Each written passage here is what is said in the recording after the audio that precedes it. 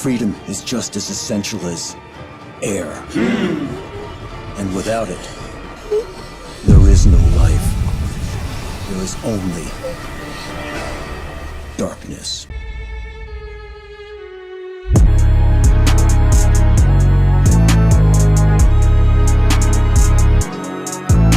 Have you ever wondered what it would be like to live in a cartoon world? There's always a debate with a lot of fans on which anime world would be the worst to live in. Well, today I am here to put my foot down and discuss about the worst cartoon worlds to live in. When you enter into these worlds, you are going in each of them as a civilian, or basically someone that doesn't have powers depending on the cartoon, and someone who has no type of advantages of knowing the causes and effects on each scenario beforehand. Because knowing some of y'all, you're gonna try and cheat. That being said, there's 4 different cartoons today we have to discuss on why it would be the worst worlds to live in. Without further ado, let me present the first cartoon. Regular Show is one of them cartoons that just seem very peaceful when you first look at it, but when you finally enter into the world, you start to realize how dystopian it could get. Let's say you are just a regular person in this world. Even if you try to avoid them, you're most likely not going to be able to. I mean, think about it. Mordecai and Rigby got a job just to take care of a park as groundskeepers, meaning as long as they are making sure that the park is clean and secured, they get to live in pretty much a mansion, playing video games for most of the day. And while the downsides are definitely the pay, could you really complain? It's better than working at the coffee shop with Eileen. And knowing how this show plays off with Mordecai and Rigby, most likely being the cause and effect when it comes to most planet-ending atrocities to happen in the show, spanning from breaking space and time itself, ending friendships, and actually bodying them because of a delusional love interest, causing an arcade game to become real and literally destroying half of the city and the population itself, to surprisingly fighting guys and guardians like it's an anime. I mean, the villains in this show and their power scaling are comparable to Dragon Ball, and knowing that you have no powers at all, there's a very high chance you might just end up being cooked. Regular Show is just an RNG fest, and your chances of surviving and living to see next week can pretty much vary. Me personally, as much as I love this world, I just wouldn't want to be in it. Courage the Cowardly Dog is one world that I think we could all agree we would never want to be in. Just from the childhood trauma that it has given, can make anyone's spine shiver. Let's say you do enter this world, and to make it more interesting, as Courage himself, you're automatically stuck with many limitations of being a dog. Yes, you may be able to do all sorts of things like picking up a couch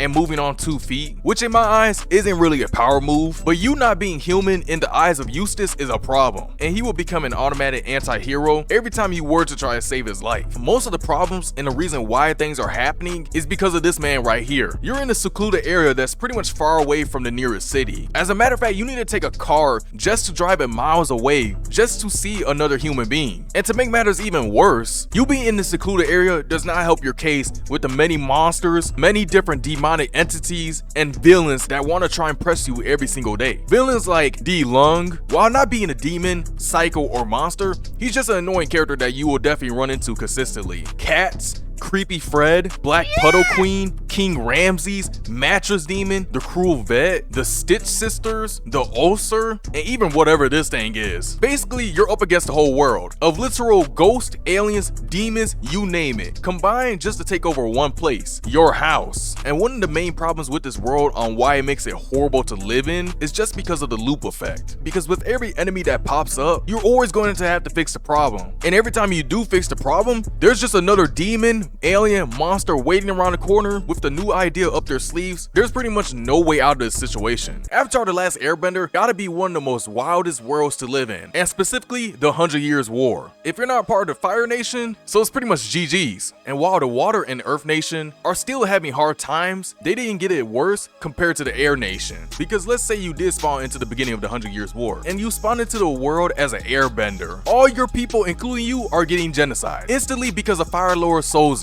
And let's say you are an airbender who tries to escape, or you try to cheat and say, oh, the Fire Nation's coming, I'm just gonna go and hide like Aang did. Well, buddy, eventually someone's gonna spy you out. And spawning into this world, being part of the Water or Earth Nation, still doesn't make your chances of surviving good, because the Southern Water Tribe absolutely got decimated. The only reason why the Northern Water Tribe survived is because of the Avatar, but trust and believe, if Avatar Aang wasn't there, I guarantee you all them waterbenders would be picking up big rocks to little rocks. And while uncomparable to the airbenders, the earthbenders throughout the whole war got it the worst. I mean, the consistently sieges, Bossing Say being on the threat every single day, Azula taking over the Dai Li. I mean, the earthbenders couldn't catch a break, and just being a local meant you're going to be involved in the war. And let's not forget about the main part of it. it. The Fire Nation view themselves as superior with their bending, so if there was anyone else called bending water, earth, or even somehow air, they would instantly take you and put you in a prison. Just being in the world of Avatar: The Last Airbender is comparable to living in the world of Dragon Ball like Yamcha. Last but not least, you already know I had to include it, the classic Batman the Animated Series. And the only reason why Batman is ever on the list, excluding himself, is because of Gotham. When I tell you Gotham is probably the worst city to ever exist in fiction, it's pretty much number one. First things first, the villains are absolutely insane. No, literally insane, psychotic,